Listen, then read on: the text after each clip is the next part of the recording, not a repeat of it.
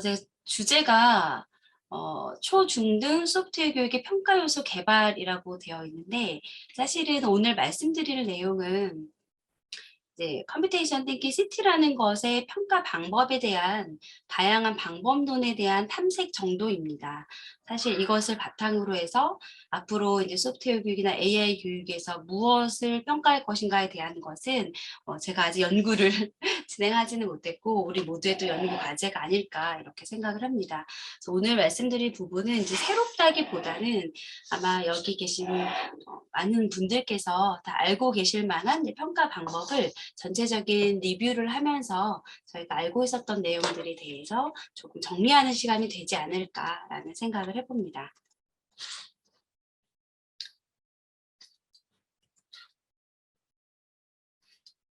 네, 그래서 지금 오늘 이제 CT에 대해서 이제 많은 그 개념부터 해서 또 뭐 융합이라든지 이런 것까지 해서 대학 교육까지 해서 많은 얘기들을 이제 나누면서 이제 마지막으로 CT 평가에 대해서 같이 생각을 해볼 텐데요.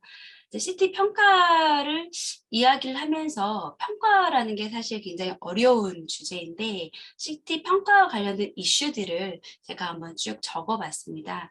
이번에 논문을 좀 참고해서 좀 적어봤었는데요. CT를 평가하기 위해선 첫 번째, 우리가 CT를 무엇으로 바라볼 것인가라는 이제 개념에 대한 부분이 전제가 되어 있어야 하는데, CT 개념에 대한 다양한 관점들이 존재하기 때문에 사실 아직까지도 CT 개념에 대한 어떤 학계의 합의가 정리가 되었다라고 보기는 어려울 것 같습니다. CT에 대한 개념, 또 CT의 범위, 또 CT를 어느 차원으로 인지적인 차원, 혹은 정의적인 차원까지를 포함하거나 혹은 메타인지와 같은 상위 인지의 개념까지를 포함하는 다양한 관점들이 존재하기 때문에 그 관점을 기반으로 해서 우리가 CT를 어떻게 측정할 것인가의 문제가 그 대전제 안에서 나온다라는 생각이 듭니다. 두 번째는 그럼 나름대로 연구자들이 각자 CT에 대한 평가 연구를 진행하면서 CT에 대한 측정을 무엇으로 할 것인가. 그건 첫 번째는 CT의 구성 요소에 대한 부분이 들어갈 텐데요. CT에 대한 구성 요소도 사실 우리가 합의가 되었다라고 보기는 어려운데 이제 크게 뭐 추상화하고 자동화라고 이야기를 했을 때 추상화에 초점을 둔 평가를 할 수도 있고 또 자동화에 초점을 둔 평가도 할 수 있기 때문에 이 CT가 가지고 있는 굉장한 다양한 그 수평적 혹은 수직적인 그 스펙트럼 때문에 CT 평가가 굉장히 어려워지는 부분이 있는 것 같습니다. 그다음에 이거는 제가 적어봤는데요. CT를 가지고 해결한 문제 해결의 과정을 가지고 우리가 측정을 하겠다라고 했을 때 어떤 문제 해결인가, 프로블럼 솔빙을 어느 차원까지 볼 것인가에 대한 문제가 또 제기가 될 수가 있고요. 또 하나는 이제 CT를 가지고 CT가 눈에 보이지 않는 사고력이기 때문에 thinking ability를 가지고 어떤 발현적인 눈에 보이는 뭔가를 만들어냈을 때 우리가 그 만들어진 것을 가지고 측정을 할 수밖에 없지 않나, 이런 산출물, 결과물에 대한 부분도 생각을 할 수가 있을 것 같습니다. 자, 그 다음 퀘스천은 그렇다면 CT를 어떻게 측정할 것인가? 첫 번째는 이제 산출물.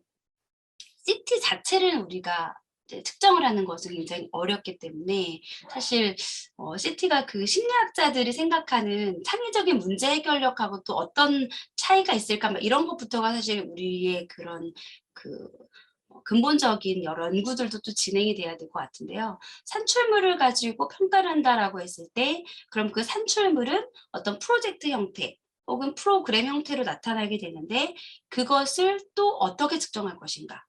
뒤에 이제 지금까지 나와 있는 측정 방법들을 저는 오늘 소개하는 정도로 논의를 진행하려고 하지만 루브릭 평가가 있을 수 있고 또 자동화된 시스템 평가가 있을 수 있을 텐데 이 산출물에 대한 평가를 또 어떻게 측정할 것인가는 또 다른 또 뎁스가 될 것 같습니다. 또 하나는 이제 인터뷰, 그 CT가 이루어졌던 그 과거 혹은 현재의 상황으로 돌아가서 어떻게 그 프로세스 절차적인 사고를 했는지에 대해서 대상을에게 물어보는 방식. 그 다음은 또 가장 쉬운 방식이 이제 문제풀이죠. 문제를 주고 이건 CT 문제다라고 했을 때 CT 문제를 맞췄는지 안 맞췄는지, 틀렸다면 어느 부분에서 틀렸는지 이런 것들을 가지고 평가할 수가 있고요. 그러다 보니까 이제 CT 연구가 평가 연구가 너무 이제 어려워지고 손을 대기가 좀 어렵고 그러다 보니까 최근에는 이 자기보고식 설문을 사용하는 연구들이 굉장히 많이 나오고 있습니다. 그렇다면 이 자기보고식 설문이 가지고 있는 한계, 정말 CT를 측정하는 것인가? 정말 내가 생각하는 것이 그 사람의 완벽한 잠재적인 변인을 측정한다고 볼 수 있나? 뭐 이런 또 퀘스천들이 생길 수가 있습니다. 근데 마지막은 그리고 우리 CT 평가를 왜 할까? 평가의 목적이 어찌 보면 또 가장 중요하지 않을까라는 생각도 드는데요. 최근에는 그 다른 제가 또 프로젝트에 참여하면서 이 CT가 가지고 있었던 이 학습자 개개인의 진단의 목적으로 사용이 돼야 한다라는 또 얘기들을 많이 합니다. 그럼 CT를 평가해서 우리가 무엇을 할 것인가, 어디다 활용을 할 것인가 라는 부분을 생각했을 때 첫 번째는 CT가 뭐 완성됐다라는 것을 우리가 보기 어려우니까 또 다른 CT를 위한 진단의 역할로서 평가를 하는 것인지 아니면 어떤 프로그램이 있었을 때 이 프로그램 효과를 측정하기 위해서 평가를 할 것인지 혹은 이 학생이 혹은 학습자가 CT를 계속 발전시켜나가는 그런 순환적인 학습의 과정상에서 형성평가로 우리가 CT 평가를 하는 것인지 혹은 그걸 가지고 우리 앞서 얘기했던 교육과정을 구성하기 위해서 평가를 할 것인지 이런 여러 가지 평가의 이슈들이 이제 생각을 하면 생각할수록 답이 이제 나오기가 어렵고 굉장히 무엇이 맞는 것인가라는 고민을 이제 많이 들게 하는 것 같습니다. 이런 여러 가지 것들을 가지고 오늘 이제 고민을 하면서 평가 방법을 한번 살펴보도록 하겠습니다. CT를 바라보는 이제 관점을 사실 이게 정답은 아니지만 최근에 2020년에 논문을 보니까 크게 두 가지로 나누면 조금 더 평가에 가깝게 가지 않을까라는 생각이 드는데요.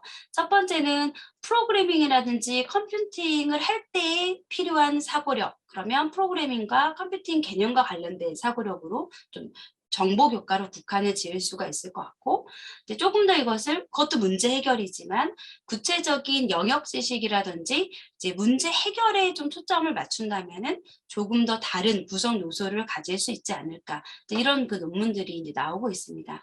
오른쪽에 제가 번역은 따로 하진 않았는데요. 여러분들 다 보시면 알만한 내용이시라서 번역을 하진 않았지만 결국 우리가 CT의 구성 요소라고 했을 때 크게 어떤 문제를 분해하고 패턴을 찾고 추상화를 하고 그것을 자동화하는 여러 가지 그 단계들이 이 프로그램 맥락 안에서만 작동을 하는 것인지 아니면 타 교과에서 어떤 전이의 관점 혹은 융합의 관점, 문제 해결의 관점에서 CT가 하나의 또 도구적인 관점으로 사용이 된다라면 어떤 방식으로 평가가 돼야 될지 이런 것들이 우리의 관점을 또 정할 수 있는 또 키워드가 될 것 같습니다. 이거는 아마 다 아실 거예요. 다 오늘 사실 제가 발표드린 부분이 좀 죄송스럽게도 다 아는 내용들에 대한 정리가 될 것 같은 생각은 들지만 그 안에서 우리 이슈를 좀 찾아보면 좋을 것 같습니다. 첫 번째는 이제 2012년에 MIT에서 창의 컴퓨팅 CT 프레임워크를 내놓으면서 그나마 CT 평가에 대한 물꼬를 텄다라고 저는 생각을 합니다. CT가 무엇인지에 대한 어떤 개념정의도 합의가 되지 않았지만 이런 것들이 CT를 평가하는 프레임워크이다라고 이야기가 되면서 우리가 오히려 역으로 개념 정의를 또 할 수 있었던 부분이 아닌가 생각을 하는데요. 다 아시다시피 CT의 컨셉, CT 프랙티스, CT의 퍼스펙티브라고 하는 개념, 또 이제 실행 혹은 실습. 근데 앞서 그 자료집을 보니까 관행이라는 표현으로도 또 이렇게 새롭게 해석을 하셨던데요. 프랙티스 부분, 퍼스펙티브.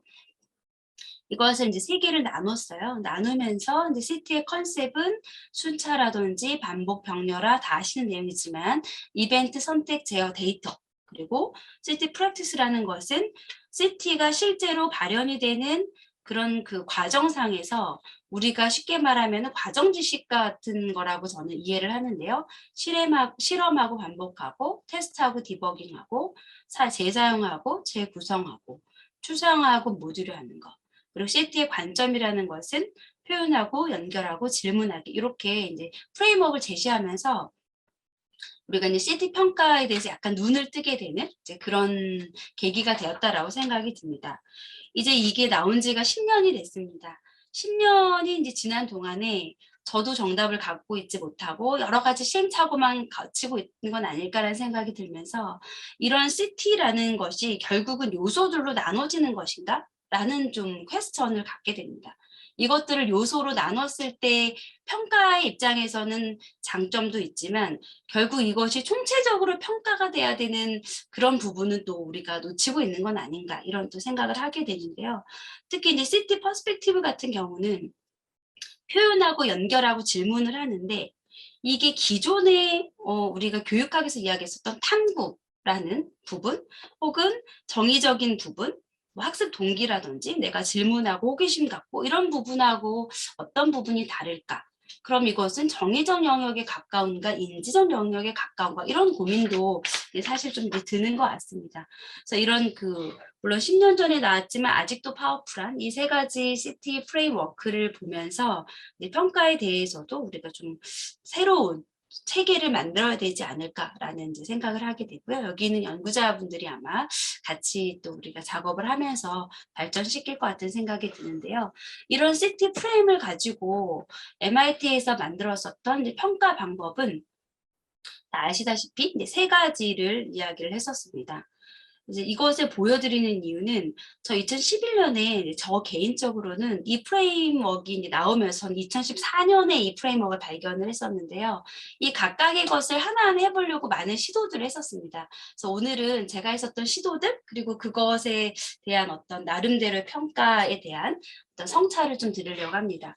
첫 번째는 이제 프로젝트를 분석하는 것이 결국은 CT를 통해서 나올 수 있는 산출물을 분석하는 것이다. 그것이 결국 CT를 평가하는 행동을 통해서 결국 그거의 사고 과정을 분석할 수 있다라는 전제를 깔고 있는데요.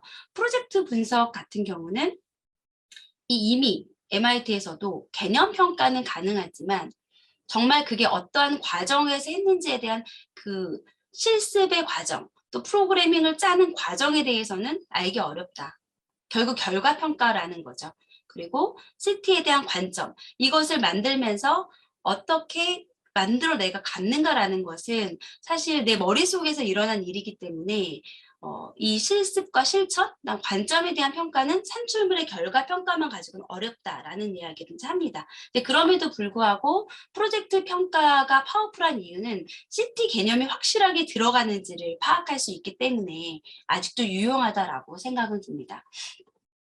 그렇다면 이 프로젝트, 프로그래밍을 하나 하면서 어떤 과정으로 무슨 생각으로 네가 어떤 과정으로 어떤 시행착오를 하면서 했는지를 평가하기 위해서 이제 인터뷰를 하게 되죠. 인터뷰는 CT 개념에 대해서도 어느 정도 평가를 할 수가 있고 기억에 대한 제한이 있지만 학생들이 내가 디자인했었던 그 프로세스에 대한 과정을 자기가 경험한 것들을 가지고 이야기할 수 있기 때문에 CT 실천 프랙티스라든지 또 CT 관점에 대한 부분도 일부 물어볼 수 있다라고 이야기를 하고요. 마지막으로 디자인 시나리오라는 이제 평가 방법도 이제 마찬가지로 CT 개념은 일부 그리고 CT 프랙티스는 또 일부 평가할 수 있고 그다음 CT 관점도 일부 가능하다라고 이야기가 되고 있습니다. 그래서 결국은 이 MIT에서 이야기했을 때 평가 방법 하나가 완전하지 않기 때문에 이때 이미 세 개가 같이 가야 한다라는 이야기를 하고 있고요. 이제 보시면은 개념 평가가 가장 쉽습니다. 어려운 게 관점에 대한 평가인데 그렇다면 우리가 CT 교육을 하는 것이 개념적 지식만을 평가하는 것이 중요한지 아니면 그 다음에 CT로의 확장과 전이를 위해서 CT에 대한 퍼스펙티브를 높이는 것이 중요한지에 대한 또 연구자들의 고민이 이제 들지 않을까라는 생각이 듭니다. 이제 제가 이 CT 프레임워크를 가지고 여러 가지 연구를 진행했었던 것을 좀 보여드리면서 좀 더 논의를 이어가 보도록 하겠습니다. 2015년에는 CT 평가를 하려면 프로젝트 평가를 해야 되지라고 생각하면서 학생들의 CT 스크래치 산출물을 가지고 루브릭을 가지고 평가를 했습니다. 아마 여기다 한 번쯤은 루브릭 평가를 해보셨을 텐데요. 정말 쉽지 않았어요. 왜냐하면 저랑 컴퓨터 전공하신 선생님하고 3명이서 평가를 하는데 이게 블럭이 딱딱 떨어지는 거는 답이 나오는데 그것을 가지고 제가 루브릭으로 이제 잡았었던 것 중에서 이제 MIT에 나온 거에서 제가 융합 프로젝트를 하면서 설계라는 부분을 좀 넣어봤어요. 학생들이 어떻게 이걸 기획하는가라는 부분을 넣으면서 굉장히 이렇게 어려웠습니다. 특히 이걸 4단계로 했더니 너무 어려웠고 사람마다 평가자마다 생각하는 수준이 너무 다른 거예요. 그래서 이게 객관적인가? 이거 신뢰도 있는 평가인가? 이런 자체적인 성찰을 많이 했었던 이제 기억이 납니다. 이제 그럼에도 불구하고 이제 이거 같은 경우는 제가 융합 프로젝트를 하면서 이 학생들이 어떻게 그 융합의 내용, 그때 사회과 내용을 가지고 있는데 그 내용을 가지고 어떻게 이것을 프로그램으로 만들어내는가에 대한 추상화죠. 추상화의 프로세스를 좀 보기 위해서 기획 내용 막 믹스, 뭐 상호작용 이런 것들을 이제 했었는데 지금 보면 참 좀 부끄럽습니다. 부끄러운 말씀을 좀 먼저 드리고요. 이제 그럼에도 불구하고 이 CT 평가를 이제 도전을 하면서 산출물을 가지고 학생들의 생각 까지를 평가하는 것이 굉장히 일부밖에 가능하지 않은 피상적인 부분이 있다라는 생각이 이제 들었던 그 말씀을 같이 나누고요.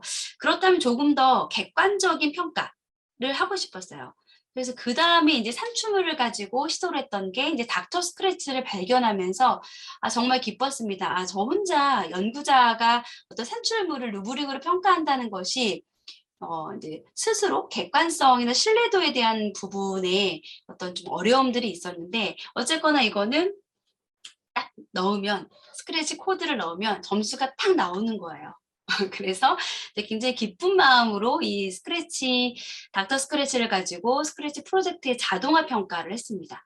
여기서의 이제 CT를 7개 속성으로 이제 평가를 하는데요. 이제 플로우 제어, 데이터 표현, 추상화, 사용자 상호작용, 동기화, 병렬화, 논리 이렇게 7개를 하는데 이제 문제는 이 7개의 CT에 대한 구성 요소가 제가 생각하고 있는 CT하고 또 안 맞는 거예요. 제가 생각한 거는 학생들의 이 7개를 난 CT라고 전적으로 동의하기가 어려운 이제 그런 부분들이 이제 있었던 기억이 납니다.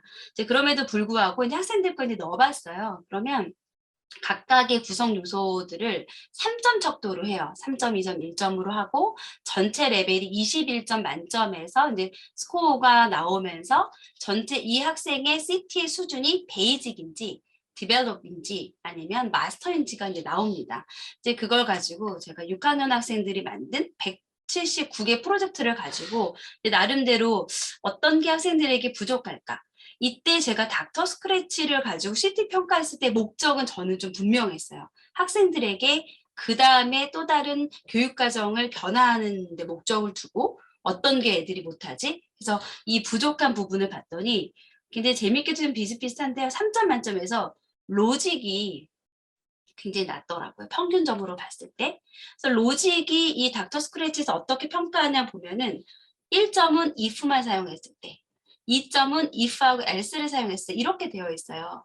그리고 나서 봤더니 제가 학생들에게 이 조건문을 꼭 넣으라는 걸 얘기를 안 한 거죠. 그래서 이거를 이야기하면 이게 높아지겠구나. 이제 이렇게 하면서 이제 수업을 개선했었던 이제 기억이 나는데요. 이제 그러면서 이런 평가를 할 때 이 프로그래밍 과정 중에 학생들이 한 번에 프로젝트를 못 만드니까 학생들에게 처음에 어느 정도 프로젝트 계획하고 처음 스텝에서 한번 평가를 하고 중간 정도 됐을 때 좀 또 평가를 하고 마지막에 최종 파이널 그 프로젝트를 이렇게 평가를 했습니다.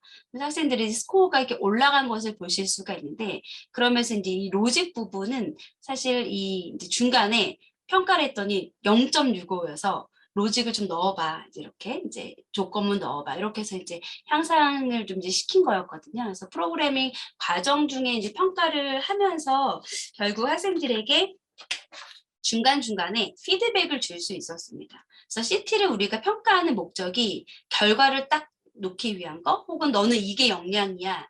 이거인지 아니면 이거는 저희 이제 시도했지만 프로그래밍 수업을 하면서 혹은 정보 수업 또 다른 CT 수업을 하면서 어떤 부분을 향상시키기 위해서 중간중간에 CT를 평가를 하는지에 따라서 좀 달라질 것 같은 그런 생각이 들었고요.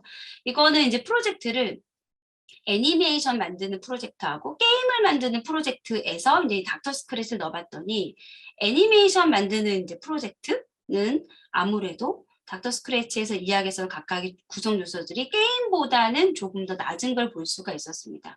그래서 쉽게 말하면 학생들에게 애니메이션부터 만들고 그게 잘 또 익숙해지면 게임 만들게 해야겠다. 특히 로직이나 이제 패러리즘 같은 경우는 게임이 훨씬 높은 걸 볼 수 있었습니다. 또 성별에 따라서는 남학생들이 조금 더 높은 점수를 낮은 걸 볼 수가 있었는데요. 이제 프로젝트 평가를 이렇게 이제 하다 보니까 정말 이 아이들이 어떤 생각으로 만들었지? 이런 것들을 좀 발견하기 좀 어려웠습니다. 저는 이제 그 연구까지는 못했는데 전수인 교수님하고 그 한성환 교수님 논문에 보니까 수행 평가를 위해서 학생들이 프로젝트를 만들 때 인터뷰를 계속 한 거예요. 그래서 어떻게 프로젝트를 만들었는지 순서대로 나열하기, 뭐 얼마나 다양한 시도를 했는지, 수정하려면 왜 수정했는지, 또 테스트하고 디버깅할 때 내가 실행한 결과가 뭐가 달랐는지, 뭐 재사용과 재구성할 때도 뭐 다른 뭐 스크립트를 보면서 영감을 받은 걸 활용을 했는지, 추상화하고 모듈화에서도 어떻게 스크립트를 정하고 만들었는지 이런 질문을 통해서 학생들의 생각의 과정을 이렇게 인터뷰하는 것도 이제 연구에서 볼 수가 있었고 그 결과들도 이렇게 다양한 답들을 이제 얻을 수가 있었는데요. 이 장법 인터뷰 같은 경우는 사실 저는 이제 시도는 해보지는 못했지만 이걸 가지고 그렇다면 어떻게 CT라는 평가를 활용할 것인지 또 여기서 이제 학생들이 나름대로 프로젝트를 하면서 인터뷰한 이 결과를 가지고 학생들에게 개별 피드백을 줄 것인지 아니면 학생들의 개별화된 다른 학습을 제공할 것인지 이런 부분을 우리가 좀 힌트를 얻을 수 있지 않을까라는 생각을 합니다. 이것도 마지막 CT 관점 평가를 위해서 인터뷰를 했었던 이제 그런 질문의 예를 논문에 이제 이렇게 결과로 나온 것들인데요. 그래서 예를 표현하자면 우리가 이런 프로그래밍, 교육용 프로그래밍 언어로 새로운 게임 만들 수 있는지, 연결하기 위해서 어떻게 협력했는지, 질문하기 위해서 어떻게 다양한 질문들과 생각을 연결했는지 이런 질문을 이제 해볼 수도 있었습니다. 여기까지는 지금 처음에 말씀드렸던 프로그래밍 과정에서의 어떤 조금 더 CT에 초점을 둔다라면 이제 우리가 문제 해결 이야기하는데 이제 프로그래밍을 만드는 것 자체도 해결해야 될 문제이죠. 그런데 이게 조금 더 확장성을 갖고 또 CT의 평가가 좀 더 표준화되기 위한 여러 가지 연구들이 또 시도가 되고 있는 것들을 볼 수가 있었습니다. 제가 요거는 조금 일부러 많이 캡처를 했는데요. 이제 김자미 교수님 팀에서 연구했었던 게 CT 기반 문제 해결. 우리가 시그 다음번에는 요 주제가 좀 나오는 것 같더라고요. 그래서 이제 기존에 했었던 그런 CT의 요소들의 문제 해결이라는 관점을 조금 더 포커싱을 두고 분석, 설계, 실험, 평가 그래서 이 CT 기반 문제 해결 과정을 정보 수집, 분석, 모델 설계, 알고리즘 표현, 구현, 적용, 평가라고 구성 요소를 좀 다른 차원으로 문제 해결에 좀 더 초점을 둔 차원으로 나누고 이걸 가지고 이게 캐리스에서 같이 진행했었던 연구를 아는데요. 이 문제를 만든 거예요. CT 테스트라고 할 수 있죠. CT 테스트를 만들어서 예를 들어서 정보 수집과 관련된 큰 주제는 로봇 청소기하고 두 가지를 만드셨는데 로봇 청소기 주제에서는 정보 수집과 관련된 문제, 정보 분석과 관련된 문제. 그래서 이 각각의 CT 기반 문제 해결에 맞게 이렇게 푸는 문제를 만드셨더라고요. 학생들 대상으로 모델을 설계하는 것을 문제, 그다음에 알고리즘을 찾는 문제. 네. 이런 문제를 이제 보면서 제가 교환에 넣어놨기 때문에 한번 보시면 되는데 이렇게 했을 때 문제를 풀면 정답이 딱 나오는 거죠. 그러면 예를 들어서 문제 해결의 과정에서 문제를 7개를 했을 때 7개에서 몇 점이 딱 나오는 거죠. 어느 단계 문제는 틀렸다. 어느 단계 문제는 맞았다. 그러면 우리가 딱 정확한 데이터가 나오기 때문에 굉장히 좋은 또 유용한 쉽게 쓸 수 있는 도구라는 장점이 있고 또 반면에 그럼 이게 정말 그것을 측정하는 문제인가 라는 거에 대한 신뢰도의 문제와 또 하나는 이건 마찬가지로 정답이 맞고 틀림을 보는 거라서 정말 학생이 어떤 생각을 했는가에 대한 어떤 퍼스펙티브하고 프랙티스의 관점은 우리가 또 여전히 간과할 수밖에 없는 또 그런 단점이 있다라는 또 생각이 듭니다. 근데 그럼에도 불구하고 외국에서도 보면은 이 문항도 굉장히 많이 쓰는 걸 알고 있는데 CTT 테스트라고 해가지고 네, 곤잘레즈 뭐 이런 교수님이 개발한 문항이 있어요. 그래서 이걸 가지고 연구한 보니까 해외 논문들도 좀 많이 있더라고요. 그래서 이런 CT 테스트를 가지고 이제 평가를 하기도 하고 또 한 축으로는 그렇다면 이거는 제가 그 자료를 드릴 때는 못 넣었었는데 그래도 이것도 최근 트렌드라서 한번 조금 말씀을 드리면 좋겠다 싶었었는데요. 이런 CT의 어떤 그 테스트들을 유아에서도 지금 많이 쓰고 있는 그 유아에서 CT를 연구하는 이제 버즈라는 그 교수님이 만든 그 테스트가 있는데 유아도 마찬가지로 런치스 테스트를 해요. 그런데 유아는 프로그래밍 능력이 아무래도 초중고보다는 이제 초기 단계잖아요. 그러다 보니까 이제 스크래치 주니어 가지고 하긴 하지만 이런 구체물들이나 아이들이 가지고 있는 자기 수준에서의 맥락 안에서의 이런 CT 테스트를 하는 것을 최근에 또 볼 수가 있는데 그걸 좀 잠깐 조금 더 소개를 해드려 볼게요. 이 벌스라는 분이 컴퓨팅 사고의 파워풀 아이디어에서 이분은 유아교육에서 CT를 연구를 합니다. 그래서 물론 우리의 오늘 주제가 유아까지를 포함하는지는 모르겠지만 또 유아에서 이렇게 또 많이 치고 나가면 또 초등등도 또 바뀌게 되는 거라서 연계성 차원에서 제가 좀 가져와 봤습니다. 그래서 이분이 유아에서 하는 그런 태스크를 만드셨어요. 그래서 지금 유아교육 하시는 분들이 이 태스크를 많이 쓰는 걸 보고 제가 좀 소개해드리면 좋겠다 싶은 생각이 들었는데 테크체크라고 해가지고 실제 이 벌스가 연구를 할 때는 초등학교 2학년 대상으로 연구를 했습니다. 유아의 범위를 외국에서는 초등학교 3학년까지도 이 범위를 잡더라고요. 그래서 보면은 알고리즘 문제에서 미싱 심볼 여기 들어갈 게 뭔지 또는 알고리즘에서 이제 이 토끼가 당근을 먹어야 되는데 어떻게 가는 게 가장 빠른 길인지 쇼티스트 패스 해가지고 이런 측정도 하고 그다음에 시퀀싱 그래서 이거는 사실 우리 프로그래밍 문제라기보다는 일상생활에서 절차 중에서 씨 뿌리는 사고 아니면은 종이 접기 순서 이런 것들을 알고리즘이라는 이름으로 이제 유아 수준에서의 CT로 알고리즘 평가를 하고 있습니다. 그래서 이거는 이제 오브젝트가 어떻게 분해가 돼 있는지 요 그 눈사람이 뭘로 이루어져 있는지 이런 것들도 실제 좀 테스트를 하고요. 그다음에 이거는 이 목표물을 향해서 이제 미로 찾는 이제 그런 건데요. 그런 것들도 하고 그다음에 이거는 심볼 데이터를 그 리프레젠테이션 하는 부분인데 얘를 이제 이렇게 대입을 했을 때 동그란 초록색 원을 이렇게 새하고 고양이로 놨을 때 이렇게 놓으면 뭐가 들어갈까? 이게 유아 수준에서의 리프레젠테이션이라고 이제 이야기를 하고 있는 것을 볼 수가 있습니다. 그래서 유아에서도 이런 간단한 문제를 풀면서 CT 평가가 좀 이루어지고 있다라는 것을 이제 조금 말씀을 드리려고 조금 더 자료를 좀 추가를 해봤습니다. 그래서 그렇다고 하면 지금 여러 가지 방법들이 이제 나오고 있는데 이런 것들이 하나의 평가는 반드시 또 다른 영역은 간과할 수밖에 없는 이제 그런 문제가 생긴다는 것을 좀 저는 이제 관점으로 좀 가지고 생각을 하고 있는데요. 그 디버깅 문제도 시소 타는 거 가지고 어떻게 이 그림을 옮겨야 될지 이런 것들도 이제 나오고 있습니다. 또 하나의 이제 평가 방법으로는 여러분 많이 아시는 이제 비버 챌린지. 비버 챌린지 같은 경우는 이제 온라인으로 되어 있고 실생활하고 현실의 문제를 뭔가 정보과학적인 관점에서 평가를 하는 전이의 관점이 좀 들어가 있다라고 볼 수가 있는데요. 이 평가 방법에서 이제 또 장점과 단점은 뭐냐면 장점은 그래도 많은 국제적인 CS 과학자들이 모여서 그래도 나름 신빙성 있게 문제를 많이 타당화되긴 작업을 많이 하고 또 실생활하고 연결이 되어 있기 때문에 장점을 가지지만 단점은 뭐냐면 맥락성 교수학습 과정에서의 맥락성이 적용이 되지 않기 때문에 또 그런 교수학습을 통한 평가라고 했을 때 교수학습의 맥락을 좀 우리가 반영하기가 어렵다. 이런 또 단점을 갖고 있습니다. 이제 그러다 보니까 평가가 너무 어려워지고 그래서 최근에는 CTLS라고 해서 여러분 아마 한 번쯤은 이거 많이 쓰셔서 보셨을 수 있는데 저도 이거 대학생들 대상으로 써봤거든요. 답이 딱 나오고 하니까 너무 편하죠. 자기 보고식 설문입니다. 너무 이제 편한 게 장점이죠. 근데 여기 이제 코스마크라는 이 분들이 개발한 CTLS라는 자기 보고식 설문은 이 디멘션을 보면은 크리에이티비티, 창의성이 여기 들어가 있어요.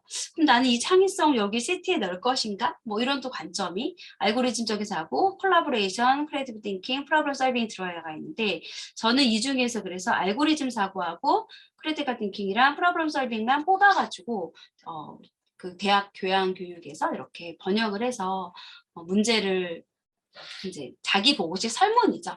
그럼 예를 들면 이런 거예요. 문제 해결력에서 나는 내 마음속에 문제 해결 방법을 설명할 수 있다. 내 스스로 생각하는 나의 인식 수준인데 항상 설문이 가지고 있는 한계는 진짜 그런가? 그러면 이 학생들의 수행 능력, 코딩하는 능력이라든지 알고리즘 짜는 능력하고 비교를 해봤을 때 진짜 그런가에 대한 또 체크가 필요하잖아요. 나는 잘한다고 다 5점을 생각하는데 실제 수행을 못하는 경우들도 있기 때문에 네, 그런 또 단점이 있습니다.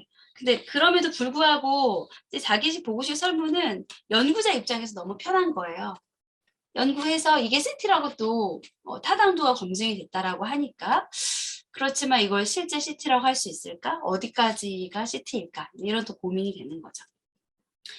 그래서 저는 이제 또 많은 고민을 하면서 이 김수환 교수님이 전에 사고구술법에 관련된 또 세미나를 또 같이 진행을 한 적이 있어서 그때 이제 김수환 교수님이 코딩 조직을 또 만들어 놓으신 연구가 있어요. 그래서 저도 한번 해보고 싶었어요. 그래서 프로그래밍 그 과정에서 정말 학생들이 생각하는 것을 말로 말하게 하는 거예요. 초등학교 그때 5, 6학년 학생들한테 코딩을 이제 그 파이썬으로 터틀 그래픽으로 하는데 내가 말한 것을 다 말하게 하는 거예요. 학생들이 요새 유튜브를 잘하잖아요. 그래서 막 엄청 말 잘하더라고요. 막 말하면서 내가 하는 프로그램을 말을 하면서 실제로 이제 하는 건데요. 이제 그걸 가지고 이제 프로토콜을 분석하는 것을 이렇게 연구를 좀 진행을 해봤었는데 이것도 또 일부이기는 하지만 또 이런 평가도 이제 가능하다는 것을 조금 이제 말씀을 이제 드릴 수가 있을 것 같아요.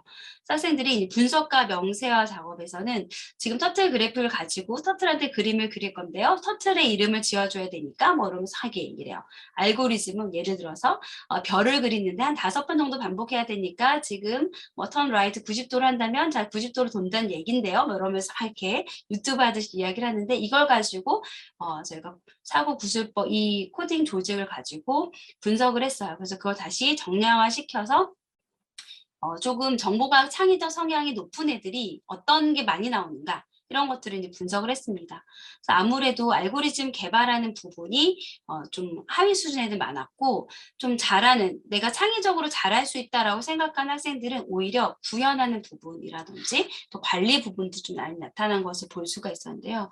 이거를 하면서 제가 느꼈던 이 평가의 결과는 뭐였냐면 학생들이 이제 코딩을 쭉 하고 하는데 어떤 코딩의 초반과 중반과 후반이 있었을 때 이 후반에 대한 작업 여기 이제 코딩은 작업은 상중학생들 다 잘하지만 조금 상위 그룹에 있는 학생들은 이 에러를 수정하는 디버깅이라든지 그 다음 걸 뭔가 하려는 뭔가 이슈를 좀 가지고 있더라라는 것들을 좀 볼 수가 있었습니다.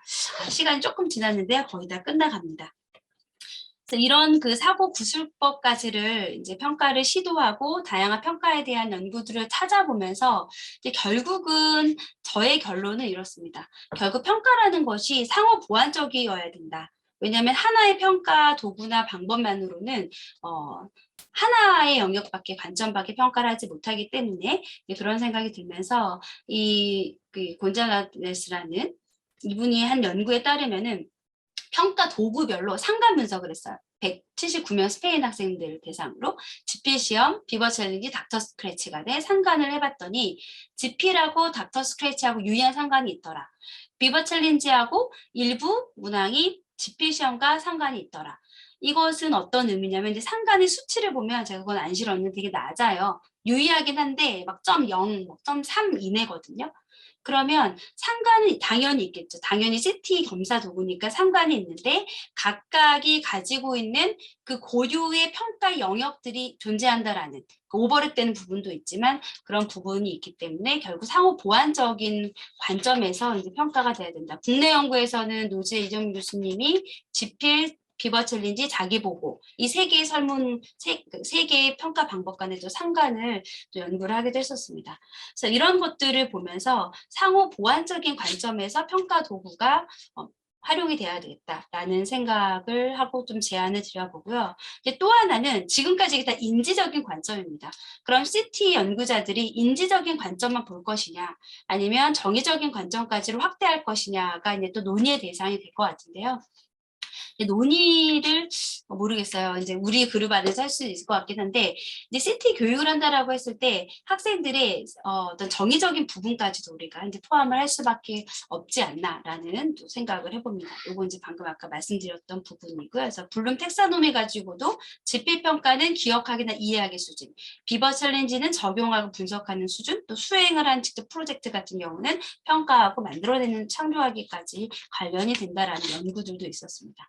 그래서 앞으로의 CT의 평가는 조금 더 우리가 정의적인 측면까지도 넌 커그네티브한 그런 부분까지도 확장이 돼야 되지 않을까라는 생각이 들면서 그런 스노우 연구를 보면은 커뮤니케이션, 협력, 리더십, 자기효능감, 자아개념, 인내심과 같은 이런 요소들까지도 CT를 평가하는 데 필요하다라고 이야기를 하고 있습니다.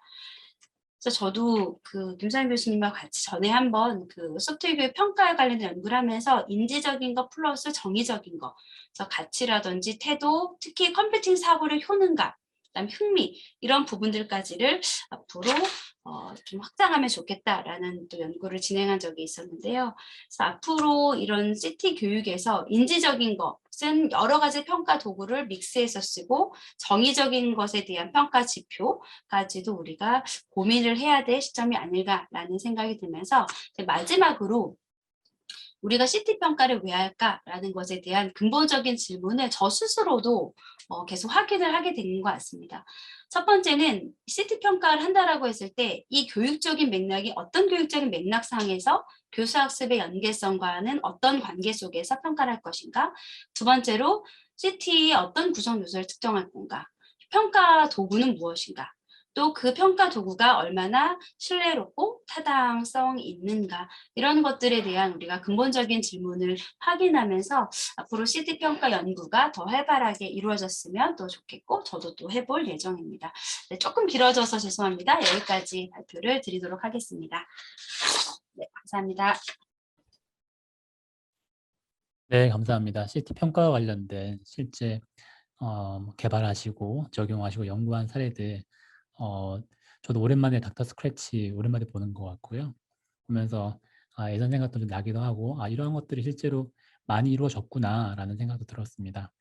그리고 그래서 바로 이어서 교수님께서 말씀하실 때 많이 언급해 주셨던 김수환 교수님 모시고 토론 말씀 바로 듣도록 하겠습니다. 예, 반갑습니다. 김수환입니다. 예, 소리 잘 들리시죠? 네. 예. 박정현 교수님께서 지금까지 이제 CT 평가 방법에 대해서 정리를 너무 잘해 주셔서 너무 감사드리고, 개인적으로는 저도 2011년도에 박사 논문의 주제가 컴퓨테이셔널 띵킹으로 되어 있는데요. 저는 그때 당시에는 컴퓨테이셔널 리터러시 차원까지 얘기해서 이제 제목이 컴퓨테이셔널 리터러시에 대한 부분으로 되어 있습니다.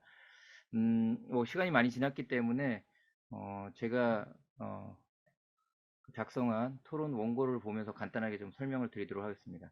지금까지 저희가 이제 CT에 대해서 계속 고민을 하고 있는데 사실은 저희가 좀 놓치고 있는 부분들이 지금 이 CT라는 게 그 버즈워드처럼 여겨지는 이유가 교육자적인 관점하고 그 다음에 산업계나 개발적인 관점이 좀 다른 것 같아요. 그러니까 예를 들어서 이제 시모 페퍼트가 처음 얘기했었던 관점은 저는 이제 컴퓨터 교육자의 시초가 그 시모 페퍼트라고 생각하는데요. 시모 페퍼트가 생각했던 관점은 아이들한테 교육하면서 생각했었던 CT 관점을 얘기했었던 거라고 저는 이해하고 있고요. 그다음에 대신 이제 윙이 얘기했었던 것들은 개발자적인 관점, 이미 컴퓨터 과학자들이 갖고 있는 머릿속의 모델 구조를 끄집어내서 정의한 것이기 때문에 교육적인 관점에서 접근하느냐 아니면 그 이미 구성되어 있는 과학자들, 컴퓨터 과학자들의 산업계나 개발자들의 관점에서 접근하느냐가 좀 다릅니다. 그래서 아마 이 컴퓨테이셔널 띵킹을 연구하시는 분들 아시겠지만 윙이 우리나라에 한 두 번 정도 왔었는데요. 저도 이제 참석을 했었는데 이분이 중요한 대답을 해요. 어떤 대답을 하냐면 그러면 이제 컨퍼런스장에서 지네드 윙한테 그러면 이거 우리가 아이들한테 어떻게 가르쳐야 되냐? 당신이 지금 몇 년 동안 이렇게 설파하고 다녔는데 어떻게 가르쳐야 되냐 그랬더니 그분이 딱 명확하게 얘기합니다. 잘 모르겠다. 자기는 컴퓨터 공학자이기 때문에 어떻게 가르쳐야 되는지 무엇을 얼만큼 가르쳐야 되는지 모르겠으니 여기는 교육자들이 논의해서 해결해라 라는 이야기를 그게 벌써 몇 년 전이거든요. 그러니까 아직도 이제 우리가 거기에 대한 부분들을 해결하지 못하고 있다라는 생각이 좀 들고요. 그래서 이 컴퓨테이셔널 띵킹에 대한 그 평가 방법은 아까 박준 교수님 얘기하셨듯이 어떤 프레임워크를 사용하냐에 따라서 우리가 평가 방법이 좀 달라질 것 같고요. 그래서 이번 모임을 통해서 그런 가이드라인 같은 것들이 좀 나왔으면 좋겠다라는 생각이 들고요. 대표적으로 계속 이제 박준 교수님도 지적을 하셨는데 이게 제일 어려운 게 뭐냐면 우리가 사고력이라고 생각하기 때문인 것 같아요. 사고력이라고 생각한다라는 것은 다른 쪽 영역에서 보게 되면은 논리적 사고력도 검사를 할 때 논리적 사고력의 검사지들을 보게 되면 대표적으로 몇십 년 동안 아직도 갈트 검사지가 아직도 활용되고 있는데 이게 몇십 년 전에 개발된 건데 그 문항들을 살펴보게 되면 실제 환경에서의 어떤 논리를 물어보는 것이 아니라 어떤 머릿속에서의 뭐 유추라든지 뭐 이런 것들을 물어보는 현상이란 말이죠. 그러다 보니까 이 CT에 대한 평가 문항도 지금 쭉 소개해 주셨던 것들이 그 곤잘레스라는 그 친구도 스크래치 컨퍼런스 가서 만났었는데 그 닥터 스크래치 개발한 팀에 같이 있는 분이에요. 근데 그분들도 고민하고 있는 게 뭐냐면 이런 거에 똑같아요. 박주현 교수님이 얘기하신 것처럼 문제 형식이나 자가 설문으로 되어 있는 어떤 지필 정도의 평가 문항들 이게 비버 챌린지도 마찬가지라고 저는 생각하는데요. 지식 영역의 평가는 가능하나 기능과 태도에 대한 평가를 하기는 어렵다. 그렇다고 했을 때 우리가 CT를 역량이라고 했을 때 물론 지식을 기반으로 역량이 발현되는 거지만 그러면 그런 실제 상황을 우리가 만들어줄 수 있느냐라는 부분이죠. 그래서 닥터 스크래치의 판별 룰도 보게 되면 기능을 평가한다고 했는데 CT의 기능을 평가한다고 했는데 박정현 교수님이 얘기한 것처럼 굉장히 단순하게 되어 있어요. 3단계인데 단순 반복이나 중첩 반복으로 되어 있단 말이죠. 그래서 저는 개인 연구로 닥터 스크래치처럼 한국형 코드 분석 도구를 좀 만든 적이 있어요. 스크래치랑 엔트리 코드 분석 도구를 만들어서 돌려봤는데 비슷하게 나오긴 해요. 근데 그게 진짜 기능을 측정할 수 있나 이런 고민들이 됐었고 이제 그 다음 단계로 연구했었던 게 뭐냐면 그래서 그러면 실제 수행 결과를 측정할 수 있는 디버깅 과제를 제시하고 평가하는 도구를 개발하자라고 해서 실제로 개발해서 이제 적용을 해봤어요. 그랬더니 조금 낮긴 하더라고요. 낮다라는 측면은 디버깅 과제는 학생들이 실제 우리가 측정하고자 하는 그 요소들이 포함되어 있는 디버깅 문제를 제시하고 그것을 푼 다음에 이제 올리면 자동 채점을 해주는 거예요. 그래서 최근에 그 하버드 팀이나 이 스크래치 팀에서는 이 디버깅 과제들로 이 CT를 측정하는, 평가하는 그런 흐름들을 지금 가져가고 있는 상황입니다. 그래서 그런 디버깅 과제들을 실제 그 역량을 측정하는 도구로 쓰면 어떨까라는 것들이 나오고 있고, 박주현 교수님이 얘기하신 것처럼 학생들의 수행물을 평가한다고 할지라도 그게 실제로 어떤 아이디어나 태도를 가지고 수행 제작했는지는 또 다른 문제가 되는 거예요. 그래서 저희는 이제 앞으로 제가 논의하고 또 이 연구를 발전시키기 위해서 이런 것들 좀 고민했으면 좋겠다라고 제안드리고 싶은 것은 첫 번째는 계속 우리가 이 연구를 통해서 고민하고 있는 거지만 CT를 평가하기 위한 적합한 프레임워크가 무엇인가에 대한 연구자들이 좀 함의를 좀 가졌으면 좋겠다. 그것이 단순히 지식이나 어떤 기능에 포커스가 맞춰진 게 아니라 지식, 기능, 태도까지 좀 함양할 수 있는 뭔가를 좀 했으면 좋겠다라는 거죠. 그리고 예를 들어서 그런 지필형 문항이나 뭐 대표적으로 비버 챌린지가 알고리즘 문항이라고 보여지는데 그럼 어느 영역이 가능한지에 대한 그 스코프를 좀 이렇게 그려주는 형태 이런 것도 좀 필요할 것 같고요. 뭐 닥터 스크래치나 이런 코드를 분석하는 도구들이 어느 영역을 평가할 수 있는지 스코프를 좀 그려주는 거죠. 제가 그래서 좀 갖고 있는 고민은 페퍼트로 돌아가서 한 2차원적인 체계를 좀 가지면 어떨까라는 겁니다. 예를 들면 아까 좀 전에 이제 그러니까 앞쪽부터 발표하신 교수님들, 우호성 교수님이나 뭐 장윤재 교수님이나 쭉 교수님들 발표하신 내용을 들어보면 여기에 두 가지 표현, 두 가지 그 뎁스가 같이 있는 것 같아요. 첫 번째는 이것을 일반 사고의 과정, 그러니까 누구나 배워야 하고 한다면 일반적인 어떤 사고력으로 차원을 낮출 수 있는가? 그것을 이제 시모 페퍼트는 저는 익스프레션이라고 표현했다고 보고요. 그러면 이걸 통해서 아이디어 도구, 사고의 도구, 창의의 도구로 사용할 수 있는가에 대한 부분이 아주 일반적인 범용적인 CT라고 한다면 그것을 끌어올려서 문제를 해결할 수 있는 사고의 도구로 사용할 수 있는가가 이제 교과의 목표가 될 수 있고, 그러면 범용적인 사고에서의 익스프레션은 어떻게 측정할 것인가 라는 부분들이 같이 논의가 됐으면 좋겠고요. 이게 이제 세로축의 딥스라고 한다면, 가로축으로는 좀 전에 박주인 교수님이 제안하신 것처럼 뭐 2022 개정교육 과정에서는 지식이익, 과정기능, 가치태도 요 세 가지의 그 프레임을 쓰거든요. 그러니까 2022 개정교육 과정에 틀을 맞춘다고 한다면 이 세 가지를 이제 이렇게 X축으로 놓고, 또 Y축과 X축이 만나는 그런 가이드라인을 좀 만들면 그래도 우리가 지금 다 논의하는 것들의 프레임을 다 담을 수 있지 않을까라는 고민들을 좀 해봤습니다. 예, 이 제안을 막 던지는 겁니다. 이게 이제 연구를 해야 되는, 여기 계신 연구자분들이 하셔야 되는 거죠. 두 번째로, 과연 역량이라고 했을 때 CT가 어떤 머릿속에만 갇혀서 문제를 푸는 형태가 아니라 실제 아이들이 그 역량을 발휘하는 환경을 우리가 어떻게 만들 수 있는가라는 거예요. 대표적으로 이제 사고구술법이 그렇게 되어 있다라고 저희는 보고 있는데, 그 사고구술법은 박주현 교수님 얘기하신 것처럼 고학년들이나 워킹 메모리가 잘 작동하는 학생들한테 잘 돼요. 그렇지 않은 아이들은 분명히 사고를 하고 있는데 측정이 잘 안 된단 말이죠. 그러면 그런 어떻게 할 것인가 했을 때, 저는 그래서 어떻게 했냐면, 지금 저희도 교양 강좌에서 제가 2014년부터 멀티미디어와 컴퓨팅 사고력이라는 것을 비전공자들한테 가르치고 있거든요. 근데 아직도 스크래치를 가르쳐요. 근데 마지막 내에 이제 파이널 프로젝트를 하는데, 그때 항상 뭘 쓰게 하냐면, 너가 어떤 때 CT를 쓰고 있는 것 같으냐라는 것들 적어내게 해요. 그럼 아이들이 최근에는 어떻게 적어내냐면, 내가 여기 이 코드를 몰랐는데 이 코드가 필요한 것 같다라고 예측하고 그 코드를 찾아낼 때 나는 CT를 쓴 것 같다라는 것들 자기보고식으로 쓰거든요. 그래서 그런 자기보고식의 어떤 그 내용들을 쓰게 되면 그것을 통해서 아이들의 태도나 어떤 CT의 발현 과정을 평가할 수 있는 뭔가가 나오지 않을까라는 것들을 좀 고민하고 있고요. 마지막으로 그랬을 때의 CT의 태도 영역을 평가하기 위한 방법은 무엇인가? 이거 되게 어려운 것 같아요. 그게 바로 이제 이 자기 설문이나 관찰법 체크리스트를 사용하는데, 자기 보고식 평가 방법을 통해서 태도나 어떤 기능을 평가할 수 있는 방법을 하나 제안드리고 싶고요. 그래서 이제 담대한 구상, 예, 이 우리의 CT 연구의 담대한 구상으로 평가 방법에서 저는 이거 한번 해보고 싶어요. 어떤 거냐면, 제가 몇 년 전부터 해외 컨퍼런스를 가면 영국에 있는 마일즈 베리가 와가지고, BCS 대표죠. 그 친구 와서 맨날 하는 게 우리 퀀텀 프로젝트 한다라고 얘기해요. 그래서 제가 들어가 봤어요. 이 발표를 준비하면서 이렇게 들어가 봤더니, 이 영국의 퀀텀 프로젝트가 각 교과에서의 평가할 수 있는 문항들을 교사나 전문가들이 만들고, 그러니까 문제은행 풀을 만들어 놓은 거예요. 누구나 갖다 쓸 수 있게. 그런데 CT에 대한 부분을 찾아보니까 이런 내용들이 있어요. 로직부터 시작해서 이런 영역들이 있고요. 거기에 들어가 보니까 이런 문항들로 되어 있어요.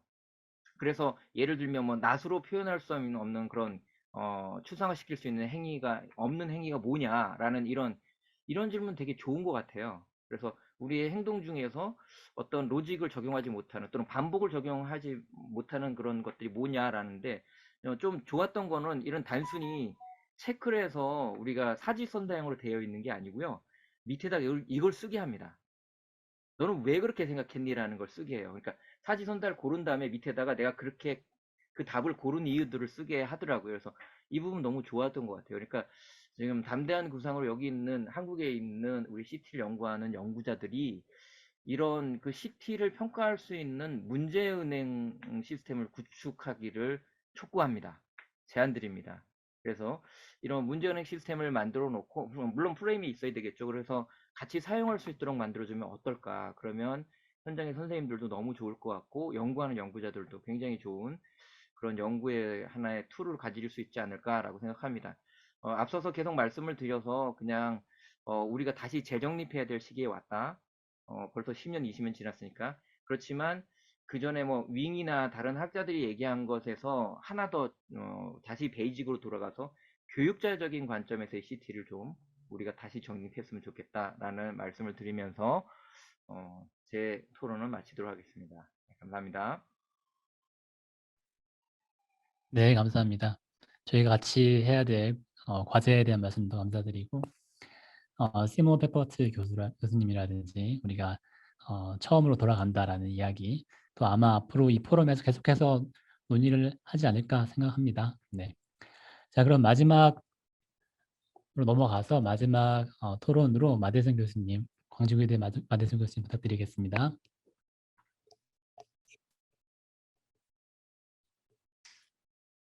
네, 안녕하십니까. 지금 제 목소리 잘 들리시죠?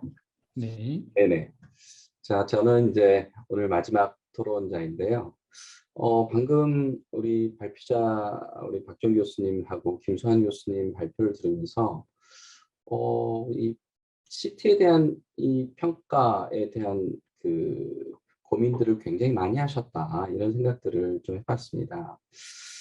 그래서 이제 그 내용들을 좀 제가 가지고 있는 그런 생각들을 좀 말씀을 드리고자 하는데요.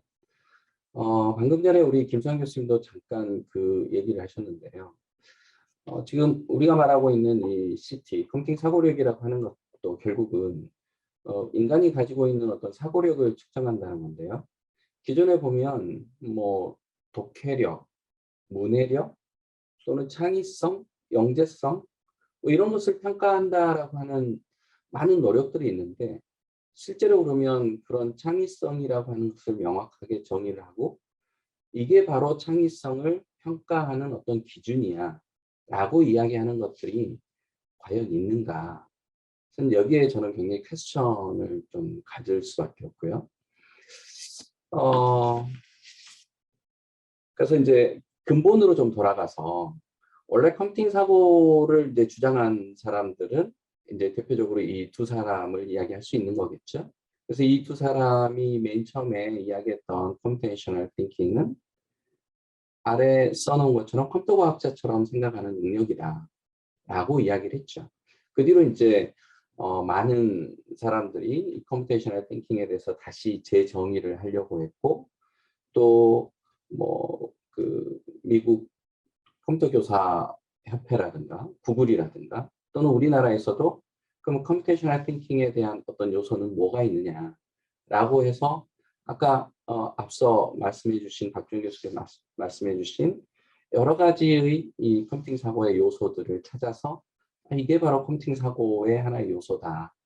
그래서 이제 결국은 우리가 그런 컴퓨팅 사고에 있는 요소들을 한번 찾아서 평가를 해보려고 하는 노력들을 지금 계속 하고 있는 것이 아닌가 이런 생각을 합니다. 그때 이 컴퓨테이셔널 띵킹의 이 가장 큰 그 주요한 항목은 이제 자동화, 추상화라고 이야기를 하고 있고 이 부분들을 지금 이제 각각의 영역들을 나눠서 우리가 이제 평가해 보려고 노력들을 하고 있는 것이죠. 근데 여기서 이제 제가 조금 다르게 생각을 해보자면 그렇다고 하면 만약 우리가 글짓기를 했다. 근데 글짓기를 할 때 우리가 평가하는 요소가 있느냐? 우리 학생들한테 글짓기를 시키고 그 글짓기를 평가한다. 그랬을 때 그걸 평가할 수 있느냐? 또는 소설을 썼는데 이 소설이 잘 써진 소설인지 잘못 쓰여진 소설인지를 과연 평가할 수 있는 그런 평가 요소가 있는가? 사실 여기도 곰곰이 생각해 보면 과연 그런 게 있을까? 라고 의문을 던질 수밖에 없죠. 역시 마찬가지입니다. 그림을 그리게 되면 그 그림에 대한 평가 요소가 있느냐. 딱 꼬집어서 이 그림을 평가하기 위해서는 이러한 것이 있어야 돼. 예를 들어서 색은 몇 가지를 써야 되고 뭐 이런 여러 가지 것들을 우리가 평가할 수 있는. 사실 우리가 이제 평가를 하려고 굉장히 이 컴퓨테이션 띵킹에 대한 논의를 하고 있고 뭐 이렇게 이제 과정을 거치고 있지만은 정말 우리가 원하는 컴퓨테이션 띵킹을 정확하게 정의를 하고 이걸 평가할 수 있겠느냐라고 하는 데는 상당한 저는 개인적으로는 의문점을 가지고 있죠. 그럼에도 불구하고 아까 이제 우리 박주영 교수님이 이 평가에 대한 많은 것들을 말씀을 해주셨는데요. 저는 이 컴퓨터 띵킹에 대한 평가를 한다고 하면 이런 평가에 대한 방향은 이렇게 이제 제가 yes하고 no로 이렇게 했는데요. 우리가 보통 그 수학 문제 같은 경우에는 이제 문제를 풀면 그 정답이 맞았는지 틀렸는지 그 과정에 대한 평가는 거의 하지를 못하고 있고 그 결과에 대한 평가를 주로 하고 있죠. 만약 우리가 프로그램을 가지고 평가를 한다고 하면은 수학 문제처럼 생각한다고 하면 원하는 정답을 뽑아냈느냐, 뽑아내지 않았느냐, 이거 가지고 우리가 평가를 해볼 수 있는 건데, 아까 뭐 닥터 스크래치나 이런 또 박준 교수님께서 예전에 연구했던 그런 여러 가지 것들을 보면 이 프로그램 안에서 그러면 뭐 if문을 썼느냐, 아니면 뭐 변수를 몇 개 썼느냐, 과연 그것이 이 컴퓨팅 사고를 평가할 수 있는 어떤 기준이 될 수 있는 거냐. 사실은 이 문제의 난이도라든가 어떤 것들을 고려를 해보게 되면 아까 닥터 스크래치, 저는 이제 닥터 스크래치를 뭐 깊게 보지는 않았지만 아까 설명을 듣다 보니까 if문 하나 썼을 때와 if else를 썼을 때 이 측정하는 값이 다르다라고 이렇게 설명을 하셨는데, 그것은 문항에 따라서 if문을 쓸 수도 있는 거고 if else를 쓸 수도 있는 건데, if else를 썼다고 해서 그러면 컴퓨팅 사고력이 높다라고 이야기한다는 것이 과연 맞는 얘기인가. 그래서 이제 이런 부분들에 대해서는 저희가 많은 이 경험적인 그런 요소들을 통해서 과연 우리가 평가하려고 하는 평가 대상자가 이런 컴퓨팅 사고력을 가지고 있는지에 대한 그런 평가는 단순히 어떤 보여지는 이 한두 가지 항목으로 이걸 평가한다기보다는 여러 가지 방법으로 평가를 해야 되는데, 그 중에 하나가 이제 과정에 대한 평가가 좀 있어야 되겠다라고 하는 생각이 좀 들어가고요. 그리고 아까 이제 예로 들어 주셨던 인터뷰나 사고 구술법, 또 체크리스트 평가, 이런 평가들이 실은 물론 힘은 굉장히 들겠지만은 그 과정에 대한 평가를 통해서 이 학습자가 정말 이 컴퓨팅 사고력에 대한 어떤 수준이 어느 정도가 되는지를 평가해 볼 수 있지 않겠는가. 다만 아까 이제 평가를 위한 평가, 그러니까 뭐 안에서 명령어를 몇 개 썼고 변수를 몇 개 썼고 이런 것들에 대한 평가는 사실 우리가 지향해야 되는 그런 평가 요소가 아닌가. 그래서 이제